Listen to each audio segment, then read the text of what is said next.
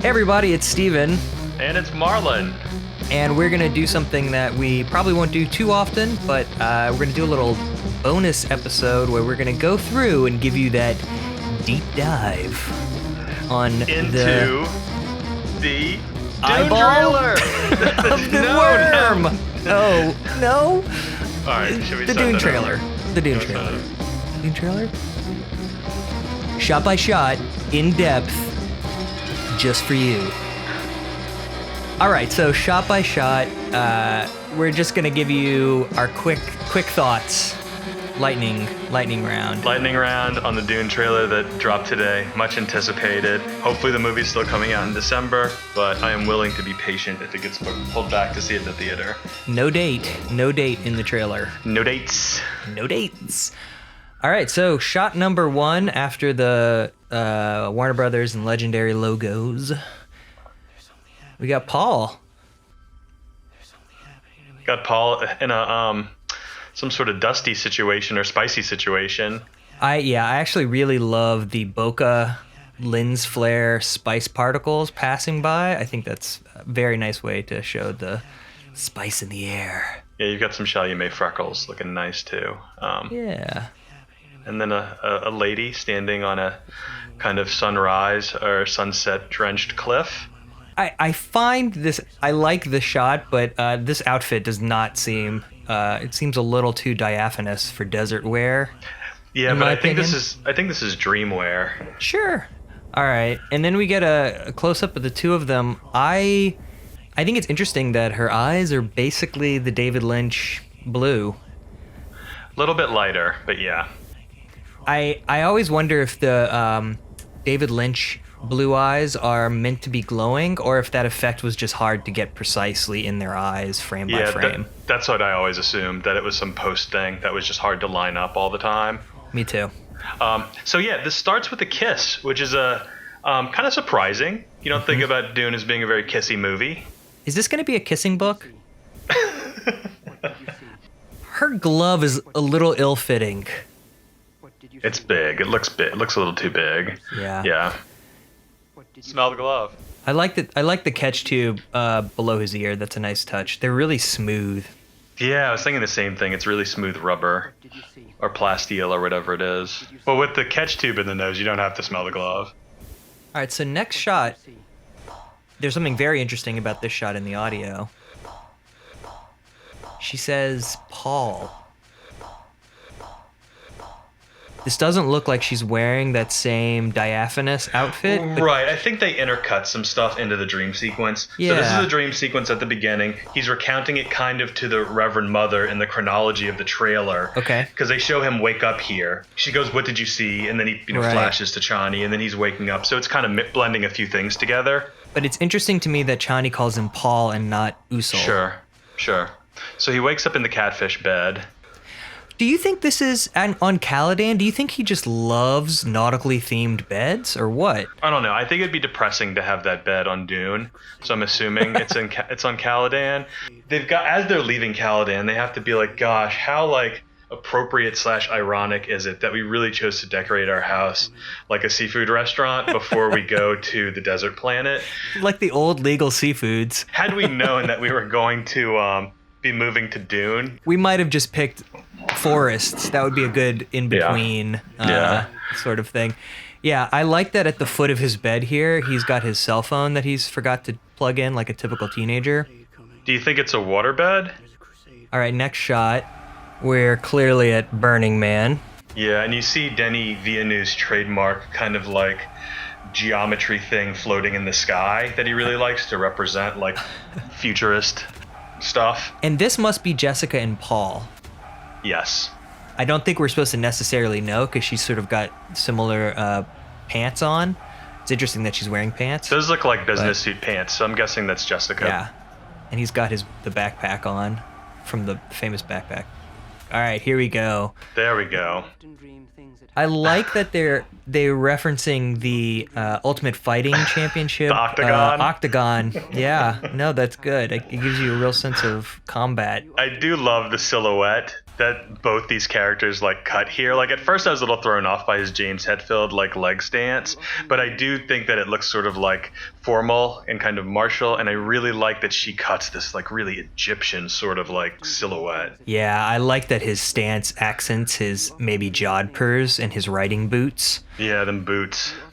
She's got a hat, one of the few hats we see in this trailer. So that's a big difference between the sci-fi version and this. All right, next shot. That is a very stylized hawk on his neck. Yeah, it looks like an airline insignia. It does. It does. Atreides Air. He looks like a pilot. Yeah. Aw. He looks like a kid who's very proud of the little wings that the pilot gave him when his parents took him to the front of the airplane after a long trip. Looking good and young, though. He does look young. His eyebrows are nice and thick like mine. All right, then we've got another shot from director. It's as if he was like, look, you know it's me because check this next shot out. Check out this panorama that you're not sure what it is, and then a second later you realize, whoa, we're actually above the clouds looking down at it. All right. Odd. We kind of go to this shot, I suppose, because they're talking about the planet, and then we see... We see the box. The box. It's so much more portable. It looks so much more like arcane kind of and ancient, too. It's got like these little like reliefs kind of carved all over it and stuff.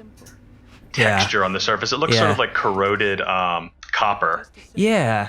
It's not a cube like it's described in the book. And it's small enough that she's sort of hiding it under her robe at the beginning. I'm like, how does Paul even get his hand into there? It's got to be super flat, sliding your hand into there. It's like a... What does that remind me of? I don't know, but it's interesting because I feel like this de-emphasizes the technology even more. Yeah, there's some really nice detailing on her sleeve, sort of floral little details. Oh, man. I love this beaded... Yeah, the beadwork. It's interesting because it's very reminiscent of what she has on her arms in the David Lynch version. She sort of has a netting on her arms. So there's the hat. We see Paul and the Reverend Mother in profile, and she quickly sort of darts her hand toward Paul's neck, and the shot cuts, and you have a close-up, and you see that she's holding a really ornate toothpick. I think it looks a little like one of those plastic swords. Yeah, and that a drink. You stick fruit on and put in a drink. I did see someone else, I think, had a picture of that on Twitter. Then we come to another shot. It's the two of them again. We're kind of behind her. I mean, her whole getup is terrific with this big hat. It's a little bit like the not the King in Yellow. Haster? No, what is his name from? I'm actually thinking of it from Dark Souls. Dark Souls. So yeah, that's the first thing I think of when I see her is Dark Souls. Yeah. Everybody's kind of in black. I mean, he's in what I guess is a dark green. Not super into that, but not into it. Sure. All right, then we see his hand in the box, and as a fellow person who's got a bony-ass wrist, I've got to say I'm glad that he's representing his bony-ass wrist. His wrist is too bony to get all the way in the box. I don't even know how his hand is in the box, quite honestly, in this shot. Yeah, it's crazy that they didn't make the box a little bit bigger. And I actually remember what it reminds me of now. It's like a Hot Pocket sleeve. And then we quickly cut to him like just screaming his head off due to the pain. Yeah, which is interesting because it's so abrupt the way it's cut in the trailer. It's shocking and it's scary more than Paul in the other film adaptations where he's kind of playing it cool and sweating and being like, oh, I'm uncomfortable, and this looks like really bad. Yeah, I mean his eyes are closed. It's terror almost. Yep. All right, then we've got another classic DV shot here with some floaters. Very nice though, a big canyon. Then we've got beach and floaters. And Paul is just really gothing out in this scene. He's got this big belt and this big trench coat and black gloves, and you're like, he is wearing like way too much to be out on this beach. I like that these things, and it's interesting that he's putting them on maybe on Caladan. They almost feel like callbacks to the David Lynch ornithopters, the way that they're sort of triangular Sure, and the carryalls too. The carryalls are really square and weird. And that. Then a very, very short shot. That must be the shield on the wrist that Paul he's initializing that. It's very tech looking. It's got like an LED light. Yeah, he kind of taps it. Then you get a few cuts with a fight between he and Gurney. And the shield is kind of a general shimmery thing. Sort of, it looks like when you have a 3D image that you're looking at without the glasses, with the two kind of planes slightly overlaid, and it kind of shimmers. It looks like it changes color upon impact. I like that everything, again, we kind of have a lot of wood here, which we also see in the David Lynch movie, and I like that the doors and stuff, I think, are all circular in the, on Caladan's, a lot of circular things. Very hobbity. Like the windows, yeah, aw. This is what would happen if the hobbits, were just kept going. Sure. But, so the shields, I don't love them because I love the David Lynch shield so fucking much, but you just can't have something that looks so, like, goofy. Probably in a movie that's going to definitely have more combat. I'm a little worried that the shields on the hand, they're a little Fitbit looking to me. Yeah, they're definitely a little like current design trends, Yeah, the shot of Gurney you see in the background, sort of relief of someone fighting. So this is clearly a fighting room. And they've given them what I think are kind of short swords instead of the rapiers from the book. So somewhere between swords and daggers. Also training dummies that look like regular dummies. So yeah, if that comes up. Yes. Really nice window in the background, by the way, of this fighting scene. Yeah, that reminds me of the African American History Museum on the mall, that like texture. Yeah, that kind of exterior modernist. Almost kind of, I guess it's brutalist. That's a thing I think is going to get tossed around a lot about the design in this movie. Now, this shot where he's got this red flare on his side.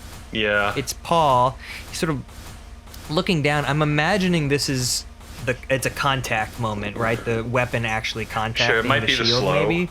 blade. All right, so then we're out of this fight scene, and we've got, again, the trailer is again and again showing us water on Caladan, water on Caladan, water on Caladan.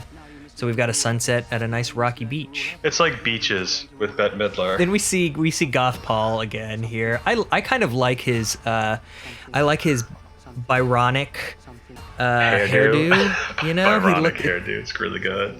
And then we have, I guess, the Duke at his father's grave, because you can see a carving of a man fighting a bull, I guess getting gored by it. Yeah. It almost looks... my brain went to Etruscan. I don't think that's right. I think it's much later. I think it's more medieval styling, with these radiating rays, though, coming out of the bull.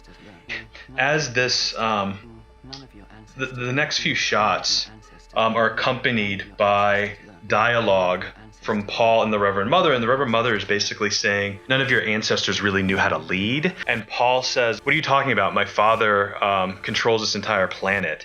And she's like, he'll lose this planet. And Paul goes, well, we're moving to a richer one. And she goes, we'll lose that too. And I really like how concise that is in terms of like communicating to an audience that may have no idea what this film is. Look, the good guys are like immediately in trouble and are going to get fucked up. And that's a pretty risky thing to stick in a trailer. Yeah, it would be like having a show where the main good guy dad gets his head cut off at the end of the first season. Exactly, but telling you that in the trailer to the before the show's even out. I got beautiful Oscar Isaac's beautiful beard, and he and Paul basically, they must shop at the same Joss A. Banks outlet. Yeah, his hair looks nice too. It's just wet and tousled enough. It makes me want to cut my hair. You'll never see this, but I look just like Oscar Isaac. True. I look just like Baron Harkonnen. Aw. Cut to King's Landing, where oh wait. That's not King's Landing. That's I don't know the names of the Game of Thrones cities. Oh no, I do love this keep nestled in the rocks. It's very nice, very different than the David Lynch almost Frankenstein's castle looking. Which I also love. Me too. So okay, Me too. What's cool about this is that it looks like the angles and material could be something that's metallic and futuristic, but it could also have components that are like stone and wood, and you can't really tell for sure. Yeah, like the lighthouse is very smooth.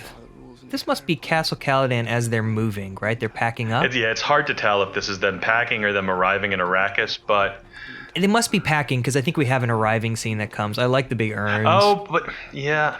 Yeah, because it's a round door. This has got to be Castle Caladan. Sure. And I guess that's the library, possibly in the background where he meets the Reverend Mother. Sure, yeah. I like they've all got kind of baggy harem pants on. Yeah, they've got kind of like apron type things going on with the folks on the right.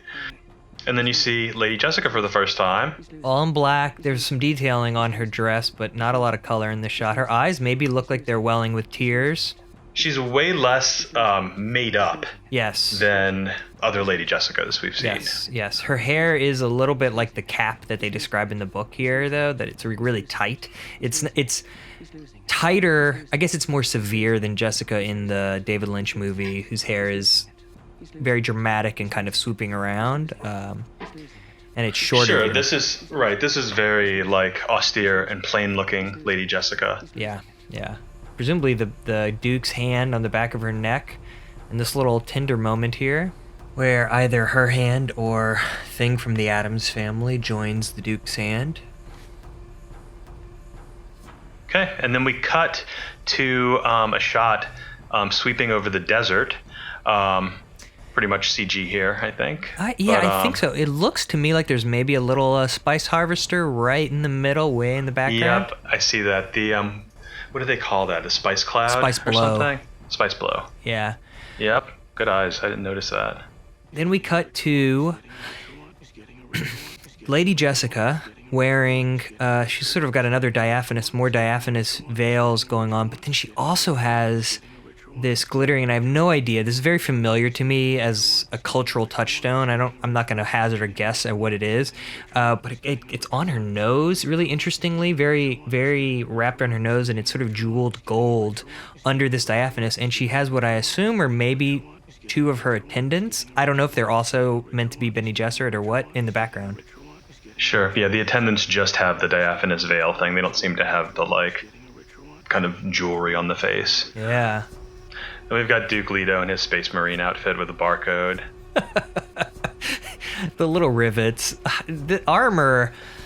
Why is he wearing armor here? Because this is obviously like his formal arrival. Like, is this supposed to be like formal dress? Or is it just like an expression of his might that he's wearing armor? Yeah, I mean, maybe we're meant to feel that this is a sort of culture that's perpetually in war. Sure. And so his formal dress is wearing armor. Paul's also not wearing armor. And so the Duke is wearing armor, Gurney's wearing armor. It looks like they've got some troops around them. This is obviously some display of kind of martial force as they arrive. Yeah. Paul's got his airline, a slightly different airline jacket, but it's got, I think, that same insignia on his neck here. It sort of reads like an old James Bond villain's outfit. Yeah, it's like Dr. Evil's jacket.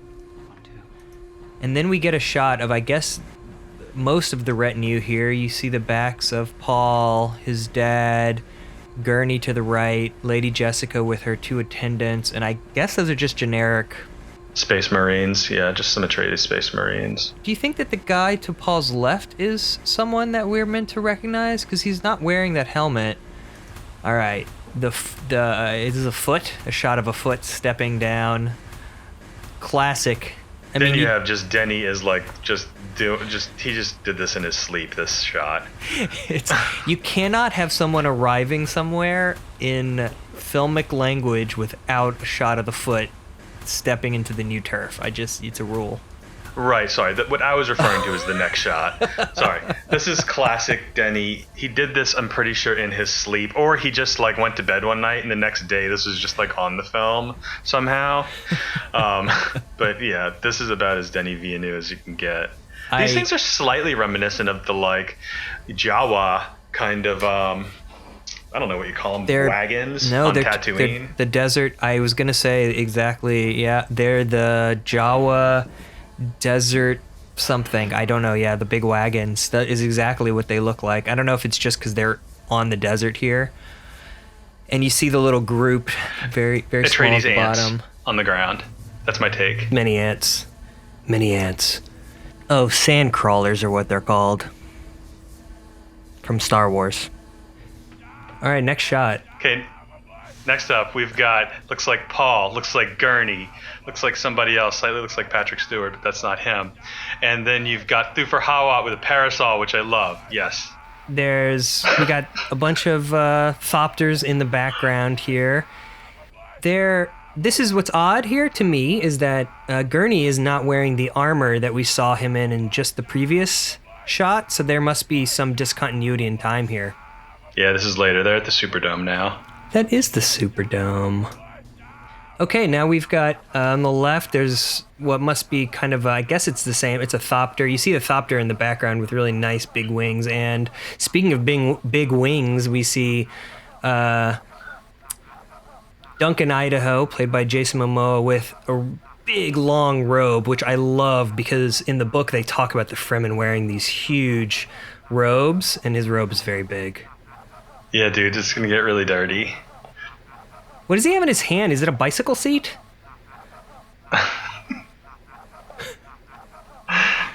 it looks like he's got a bicycle seat pressed against Paul's back. That must be his mask. Okay. Yeah, it's his mask. I see. It's a jockstrap. There's Thufir in the back sporting that parasol again. That's my favorite thing in the trailer, I think. I do love that he's got a parasol. It's really nice. I like that all the soldiers have these really kind of small, thin little swords on.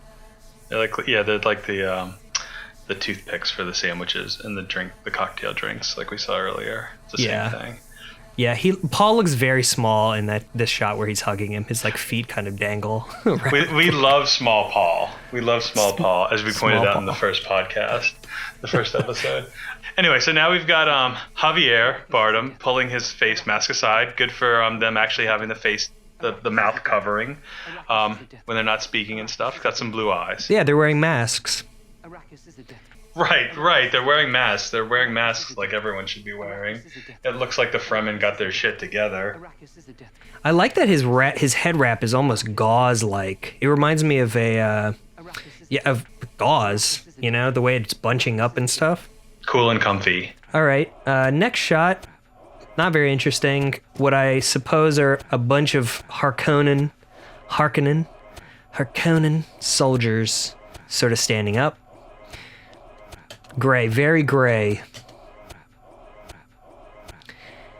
And then this shot, which is a bunch of the soldiers, also very gray. And some pointy looking ships in the background. And you know what I think that is in the middle. I know. In the middle we've got what looks like some sort of monument or tower, but it could also be a fat person like levitating off the ground with a very long robe, because there's a tiny little head at the top. That's ridiculous. What fat person levitates in this book and story? From the looks of things, it's probably the head of House Harkonnen, Earl Grey. Yeah, it's rainy. It's a very rainy This place. looks like a pretty grim place where they live. Yeah, it looks like Portland, Oregon. It looks like a Geedy Prime to me. Good guess. All right, so now we've got Dave Bautista as the Beast Raban. His head, I guess, is actually that lumpy. I keep thinking that's an effect, but heads are. It is, I know, but heads are lumpy. I know that. Yeah, heads are gross. That's why I keep just a little bit of hair on my head. Yeah, and he's very, very pale. It looks like the no hair, don't care from the Bene Gesserit has transferred to the Harkonnens in this version. Very interesting that we won't have any of that red hair connection with the Harkonnens and Jessica. Really bummed about the red hair. I'd like them redheaded stepchildren, the Harkonnens. Yeah, and instead we get Earl Grey all day. Oh, and speaking of the good Earl... Okay, maybe the funniest shot in the trailer, unintentionally funny, is Stellan Skarsgård with, I think, some fat bodysuit, fat face makeup, shrouded in mist in profile, kind of raspily saying, "Get him, get him." And that's all we get of Baron Harkonnen. Spoiler, this trailer is him going, "Get him." I think there's one other shot, but we can talk about it. Do you think he's in a sauna here? Because the Harkonnens, I think, are Finnish. They're like Scandinavian, that name, Harkonnen. So he's maybe in a sauna, right? and they're very light complected. Yeah. And it's a sauna. And if I'm not mistaken, it looks like there's some sort of thin fish paste sandwich in the background. Yes. Yeah, well, that's traditional. Next shot.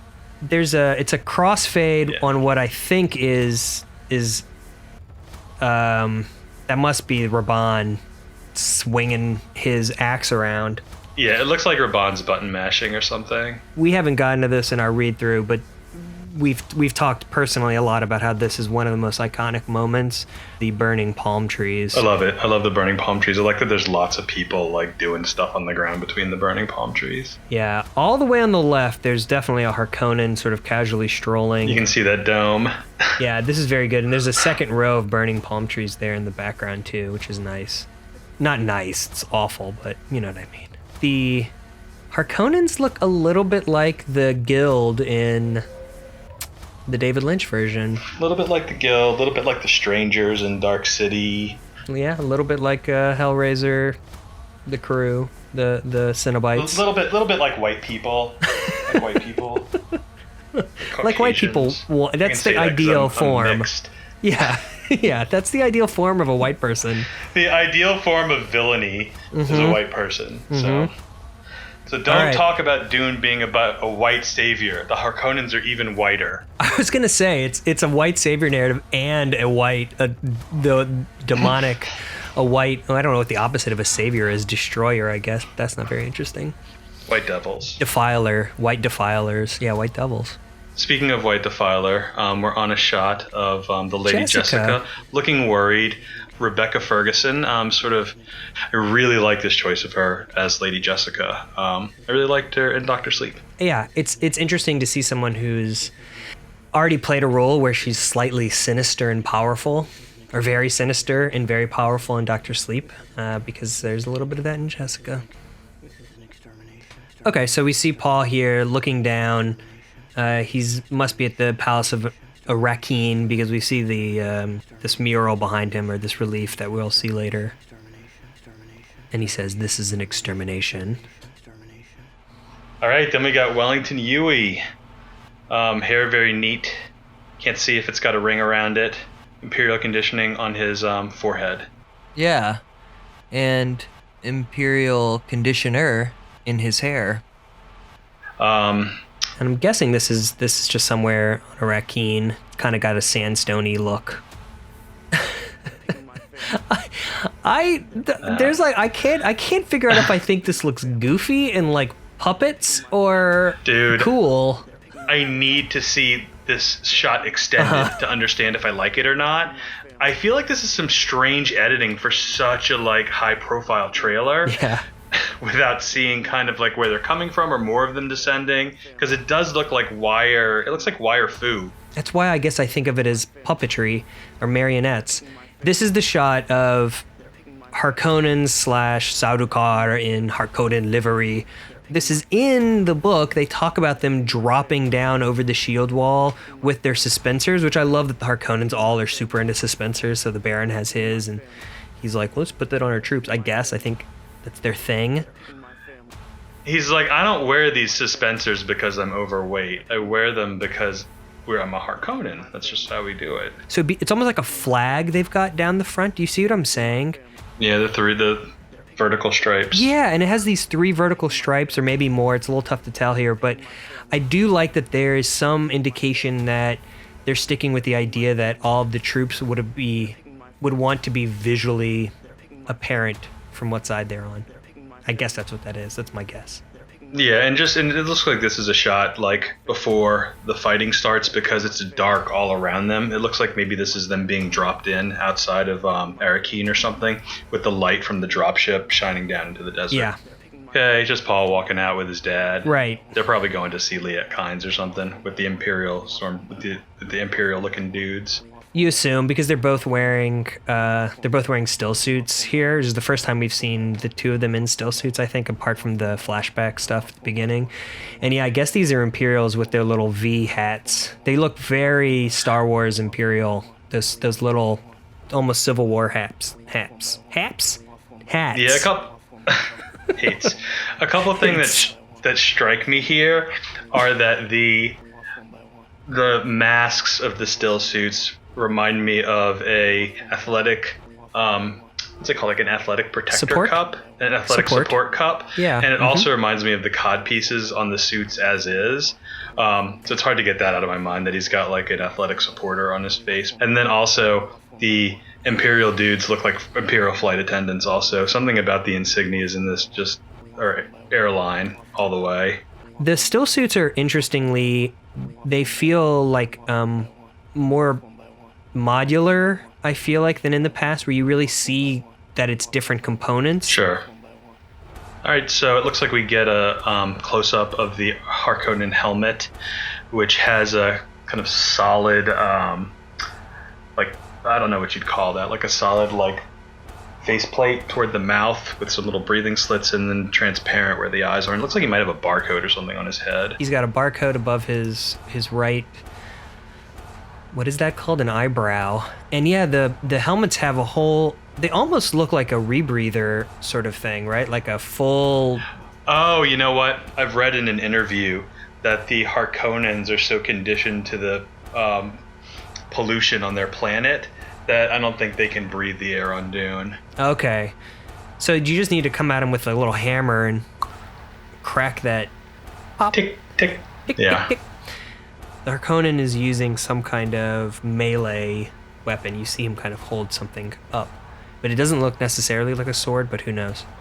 And then we have a little bit of Duncan here. And, you know, in episode 1, you say that Duncan is the most white bread, all-American Norman Rockwell. Not in this adaptation. Look, I said it's his name. I should have specified it's his name, not his appearance. And yeah, here we have Khal Drogo with his cape, his still suit. I don't know when this is supposed to be from. Let's fight like demons. Sure, I don't remember that line. Yeah, I mean, I'm just saying it will not surprise me if Duncan Idaho's given a larger role in this movie, and I feel like this is part of it. Let's fight like demons. Let's fight like demons.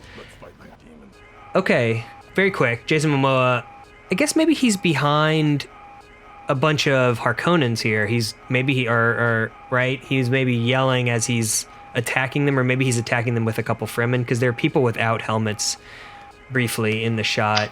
Yeah. Yeah, and then we have some very quick, very, very fast sword fighting that's a little bit hard to discern. And you see some shields. A lot of dudes rushing around. You see some blue deflections, some red deflections. Or red penetrations, I should say.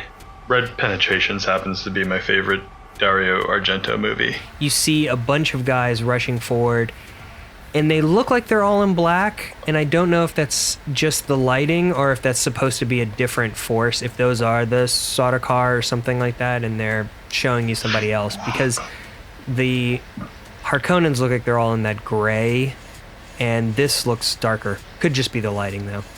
And there are a lot of them. Yep.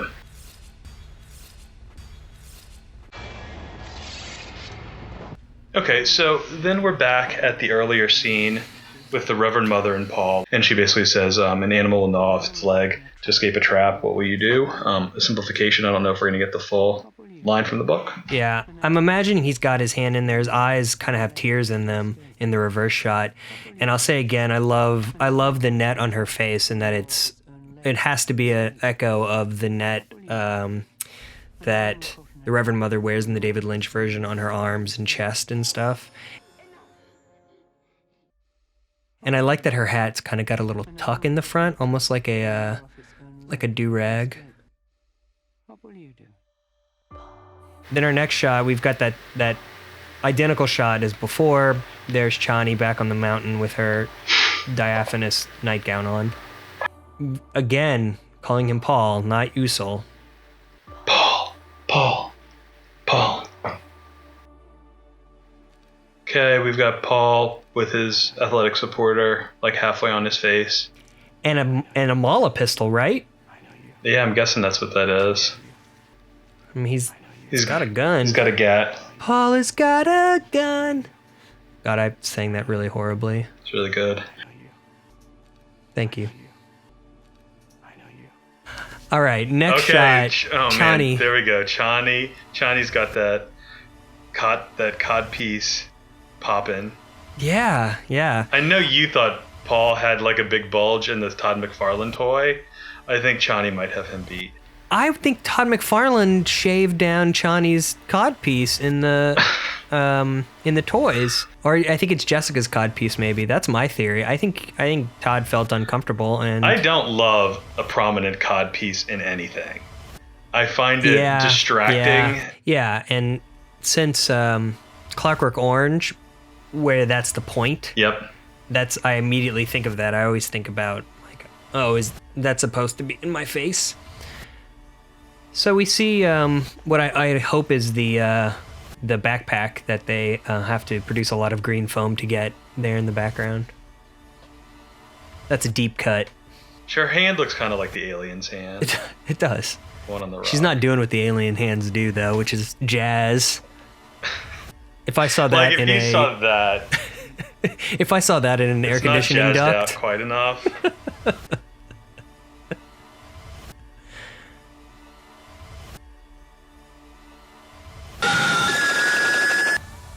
Okay, now we have some like Fifth Element cars flying in, but then they kind of like hit some retro rockets and turn up on their sides and look less Fifth Element. Yeah, and I guess that's Harkonnen dropships because they look different than anything we've seen, but they also don't look like them pointy ass Harkonnen ships from before.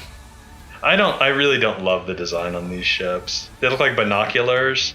It's kind of boring. They look a little like, what's it called? Not Bubo, the owl from Watchmen. Oh, I thought you meant Bubo the owl from Clash of the Titans.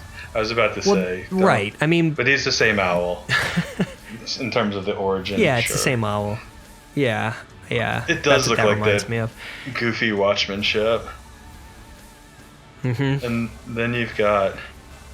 Yeah, this is just a classic airfield attack. Lots of explosions. There's a nice ornithopter. Looks like it's got 8 wings in the foreground and something very large exploding in the deep background. Yeah, I really like the design on these ornithopters because they look like dragonflies and they look kind of like cranes. They kind of look like... It reminds me of some sort of like construction equipment, the body of it. Yeah, very utilitarian. It's a Clarkson brand. That's a deep cut.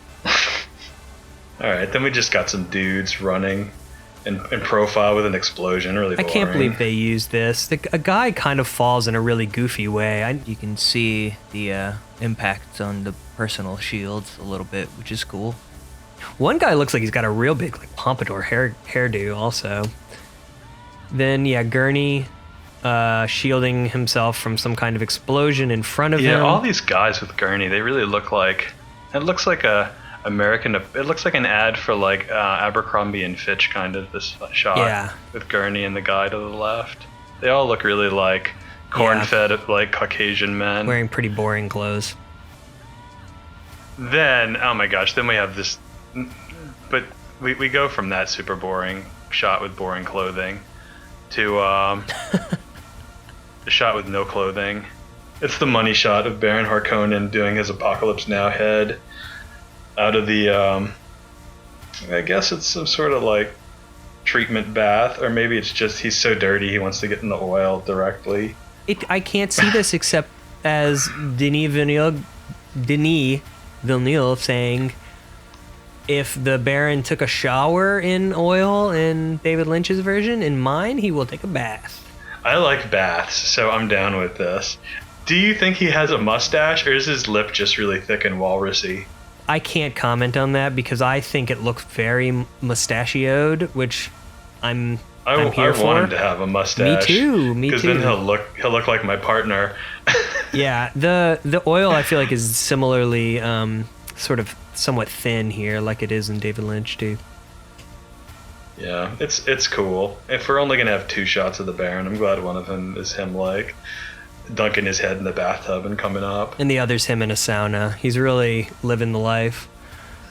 He knows he has to go to Dune. He's getting all that moisturizing treatment before he goes. Speaking of moisturizing, this next shot is Jessica kind of rubbing her hands. Very Lady Macbeth to me, this moment. I don't know why. I think of it as a little Virgin Mary too, but maybe it's just because she's wearing something that looks like It's like a habit. Mm-hmm. I think it's the look of concern on her face too. Yep. All right, we got Duncan here again. Nostrils flared. Yeah, he's got his sword with its little notch. Doing a sword like salute, greeting, something like that. Yep.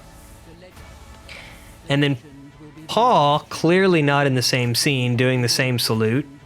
Yep, Paul's mirroring him, obviously out in the desert. And then we have a money shot. We should be calling out money shot every time there's like a shot with the Baron coming out of his bathtub or palm trees burning, or in this case, it's a sandworm eating his dinner. It's just the mouth. I mean, you see almost nothing but the teeth or baleen sort of radiating out from the center. How the baleen gonna deal with that big carrier that's going in there? It doesn't seem like it's gonna be able to filter out anything around it. Guess so. I wonder if he breaks some of them sometimes, or maybe if they're baleen, they're really flexible. But yeah. It almost seems like it would sort of spring it back out. And then we see Gurney and Paul here. In a action drama moment on the transport, I guess, or an ornithopter. Yeah, Paul's being very much a drama queen in this pose. Mm-hmm. The quasi queenerack. Yeah, or the Queen Sach Hatterack. It looks like the worm's mouth is a bad place to be. Paul's like, dang. I know. Look at that dang old thing. Paul's like, dang. That's big. Dang, that's a lot of teeth. Dang, how them teeth flexing around that harvester. Dang, should I call them baleen or teeth? This is a new moment too, right? This action moment with Paul half out the ornithopter. Yeah, I think he's a little more safe in the book. All right. Next shot here is Dr. Yui with his German friends going out to the club. They've taken their hats off. I hate the way the Harkonnens all being bald read as like so sci-fi. It really isn't my favorite part of the look of this. Yui's like mopping his hair back because he's stressed out. He's getting ready. He's about to meet the Baron. It's a big deal. We've got gender swap Liet Kynes. Gender swap Liet Kynes. Uh-oh. Gender swap Liet Kynes. Gender swap Liet Kynes. Gender swap Liet Kynes here's got blue eyes. They do seem like they glow. People didn't like that in the David Lynch version, but they're kind of doing the same thing. It's just a post-digital effect from what I can tell. Yep, she's got some rings around her neck. She's dark complected. She is not Max von Sydow. I do like that the guys in the background are the airline pilots. We're finally seeing somebody who's not just a steward. We're seeing the pilots back there. This must be going to dinner. Yeah, it could be. Or it could be their first meeting of her, but it does look kind of dark and formal, so that might be the dining room. It looks like there's a glow globe moving to the right of her, too. It might be. In the Valley of the Thopters. I love the erosion on the hill here. Yeah. I'm excited, and I think you see a city in the background as well. And I'm very excited because I know Denis is going to love big, giant, wide shots that really give you a sense of where things are. Look, for David Lynch, one building is enough. That's all you need to represent any of these things. Yeah, and preferably a solid gold tint. They really look like bugs. I like the bugs. Bugathopters. Next shot, you have what I assume is Bond's arm, like super Hellraiser-fied, with all these like goth like leather straps around the wrist and knuckles and stuff, and like all wrapped up his arm and shit. And he's got a whip, which I guess we're gonna presume is an Inkvine whip. Deep cut. I'm gonna say deep cut for any time we reference anything. It's got to be what it is. Like when I say like Paul Atreides. Oh, deep cut. Castle Caladan. Deep cut. Arrakis, also known as Dune. Deep cut. Then that Inkvine whip will leave a deep cut and eventually a scar. It will. All right. Yeah, we got Raban here with his like 80s new wave band. Pasty Bros. Gosh. Yeah. I feel so bad for the extra who's like, I swear I'm in this movie. I have no hair and my skin is very pale. They all look like Maynard James Keenan from Tool. Yep. That's it. Yeah. Or the giant from Twin Peaks a little bit. They had a baby. Okay. So far, shout out to the shout out Mapes has not been cast. However, in this shot, there's someone's hand leaving a bloody handprint on Duke Leto's shirt. The same, very similar shirt to Paul's in a previous scene, by the way. Anyhow, and I don't know who else it could be other than the shout out Mapes. Yeah. Or some equivalent. It reminds me of barbecue sauce, but I'm sure that's not what it is. And the Duke's beard looks very full. That's because Fremen blood is really thick. Oh yeah. Deep cut. Deep cut, literally. On the shout out Mapes got a deep cut. All right, then we got Paul. I like this too because he looks very young here. I like this because his mouth looks dirty. Yeah, I was thinking he was having a little bit of a flare up, if you know what I mean. I don't think it looks like it could be blood or food, or maybe he cut his lip or something. I don't know. I'm guessing this is after the Jamis fight, so he's a little roughed up. Or a little bit of bruising, yeah, maybe. I think maybe some abrasion. There's an article I read on one of these like Gawker sites that's about like how since the trailers aired, Dune has gotten even hotter, which is very funny to me. It's like a collection of hot daddies surrounding Paul. So this is one of his hot daddies, Stilgar. Stilgar is gauzing it up. He looks like he's got almost a ratchet strap in his shoulder too. A ratchet, like that term, ratchet. No. Is that what you mean? Like a ratchet. No, ratchet.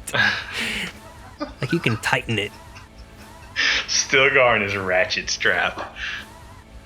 I'm guessing this is when Jessica and Paul approach the Fremen, and they both have to like kind of take hostages and prove their skills. I think this is the fight with Jamis. You think this is Jammy's? Do you think this is Jammy's fight? Yep, I think so. Okay. I think so. I think it's just a beat from that fight. And it's maybe Jessica in the background there. Now we start getting some text. They're using the beyond your imagination wording here a little bit from the David Lynch movie. Yep. Top down, the city's down there, something is exploding. It must be some sort of Harkonnen carrier. Maybe that's the ship that the Baron's on or something, you know, and now that everything's trashed, you're getting the shot of him like surveying things and landing. That to me is very new, that there's some giant explosion that happens. Well, you don't really get the details in the book of what happens, so yeah. Right. Okay, then we get old Duncan here, raising his sword up, walking some fire. Duncan's poking his sword forward, walking. You know. Destiny awaits, and then a cut to Chani's face. The hair splayed over it. I'm excited about the new Destiny expansion pack. And that's Chani. Right. When she finds out about it. Right. Then this next shot is when Paul finds out about it. They have very different reaction. They have very different reactions. You get a good sense of the texture. Yeah, the gauzy robe, and I like that you can see that you can plug in your nose piece on either side. Yep. See, if you want it on both sides, it'll look like you're in the hospital. That's right. Or yeah, scuba diving in like a future scuba diving movie. But yeah, I like the texture on the scarf shawl thing, and I like that one of Timothée Chalamet's teeth is not perfectly lined up with the rest of the bottom row. Mm-hmm. That's something they did for this movie. They pushed that tooth out slightly so he wouldn't seem as perfect. They meticulously CG frame by frame, like a little Look, little no, chunk Denis out of it. insisting on. You even heard like Denis wants like so many practical effects in this movie You're that right. they actually pushed It's a Timothy's puppet. tooth out a little bit. No, they pushed It's a his puppet. tooth. It's a puppet. They It's actually pushed puppetry. his tooth out. It's- You're saying that tooth is on a string? It's the tooth is on. They pull it back. The tooth Right. behind was painted black, and then they put one on a string in front of it. Remember the tooth. They pull back, and immediately before every shot with his mouth open, someone pulls a string to pull the tooth slightly out of place. So I think the joke Then we here is... see Satan. Good. What's the joke? The joke is that Next shot. The joke is that one of his teeth is like out of line, and that's so you remember the tooth. Now who's out of line? Next shot. Buckling up for safety. Paul's like shifting this thing into overdrive, and you can see gravity makes he and his mom hit the back of the seat. This is him in the flying through the sandstorm. The ornithopter's wings are in like chill mode, so they don't get torn off. Yeah, it looks very biological here. It does. You know what it reminds me of? Oh, this is another stupidly The deep cut. Journey album. It does look like a Journey album, and it also looks like this movie I used to watch when I was a kid that I used to be very excited because the trailers made it seem like it was about a Loch Ness monster type monster, but it turns out it's just a piece of construction equipment. Oh my god, Did you and ever there's that see that? Australian movie called The Quest. Yes. Fuck The Quest. I hated The Quest. It's like part of my Yes. like group of 80s movies that I hate, including Explorers, Flight of the Navigator, The Last Starfighter. But the reason I hate The Quest is because it's not a fucking Loch Ness monster. It's like a crane with like I some know. algae on it. Bullshit. I know, but this looks like the photo someone takes at some point in that movie to show it off. It's The Quest. Yeah.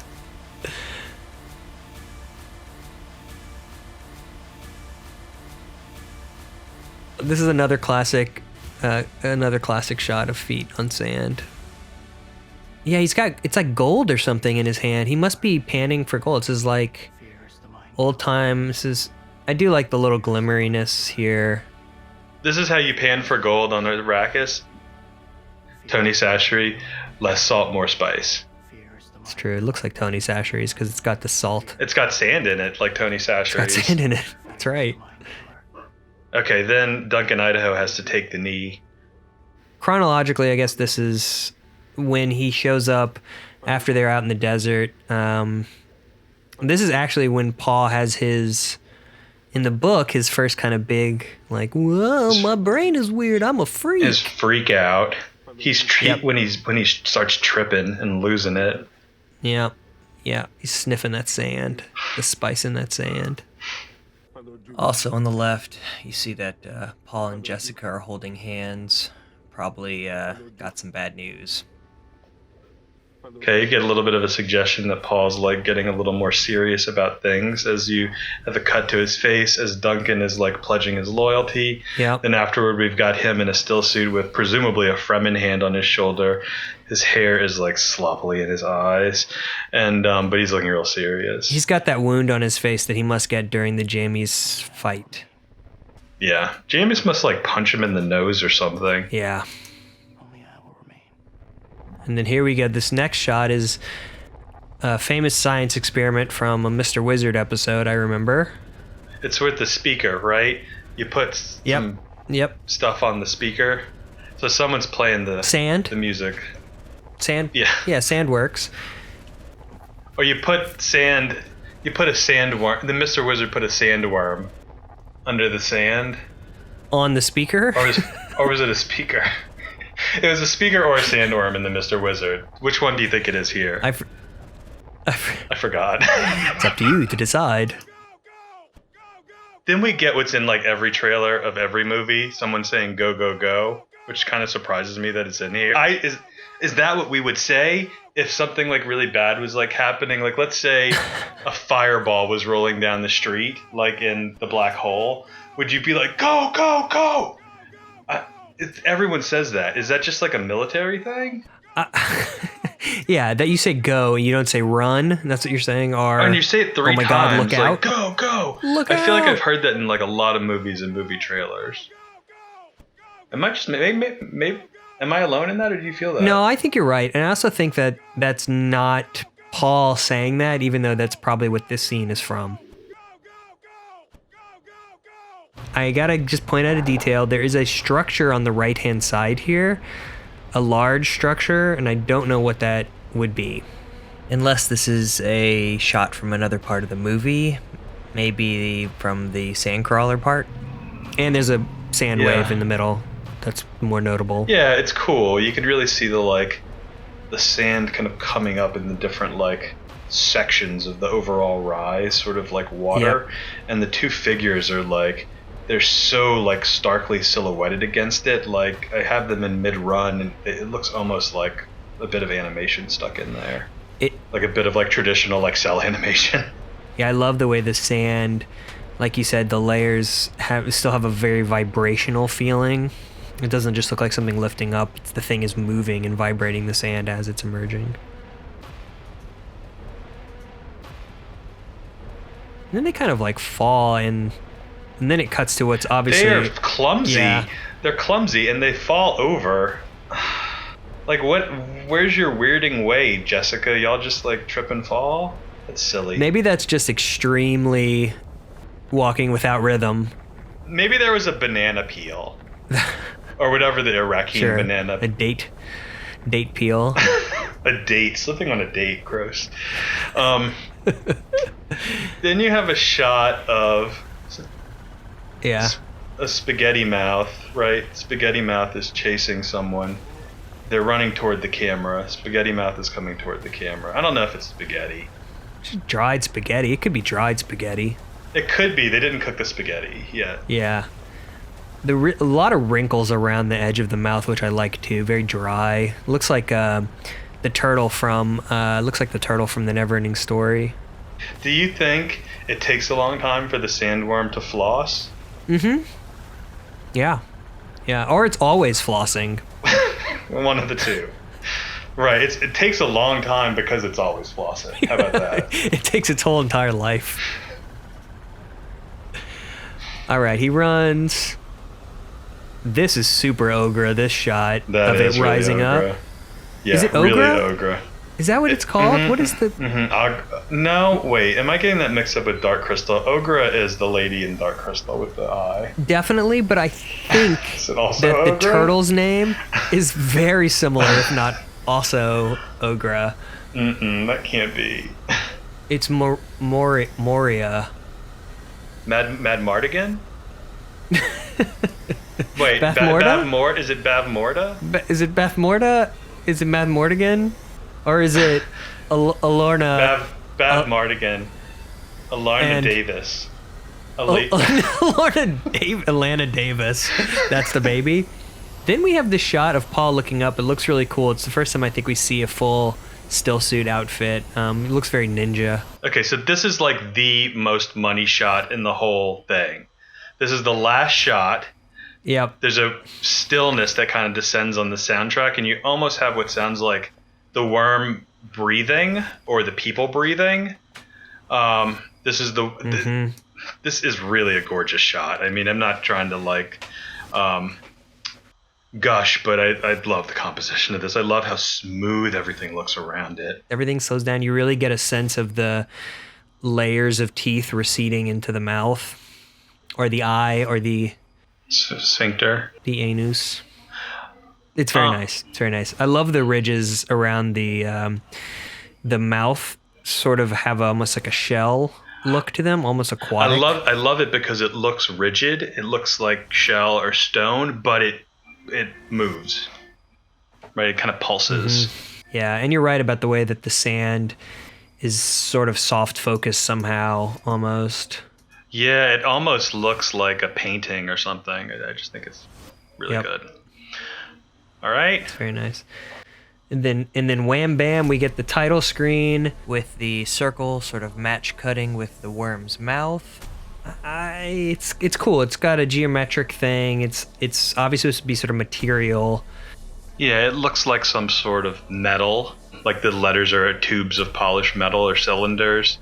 And it's got kind of like particles moving around and sort of forming geometric shapes.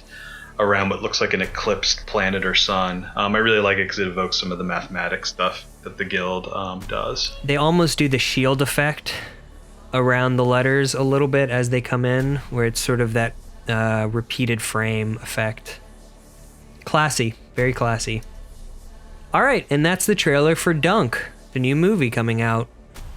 It's about when you really show someone up. Paul really shows up the Baron Harkonnen. He dunks on him. It could also be dunce if you had another C in there. Mm-hmm. If you turned all the letters, it could also just be ooh, ooh, ooh, ooh. That's that game. Ooh, ooh, ooh. Is it? It's a video game called that. Ooh, ooh, ooh. All right, thanks for listening. Catch us on the podcast Dune Buddies, and we're on Twitter at DuneBuddiesPod. And everybody get excited for the Dune movie, and get excited for going back to the movies, and get excited for being safe. Hopefully this year, but probably not. Probably in the 65th year of the Padishah Emperor Shaddam V. The fourth. All right, goodbye, everybody. Bye.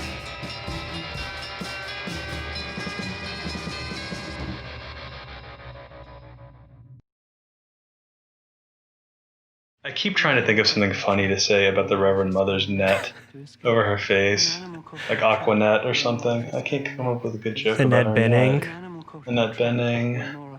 Some sort of net pun, like no hair, don't care, but with a net.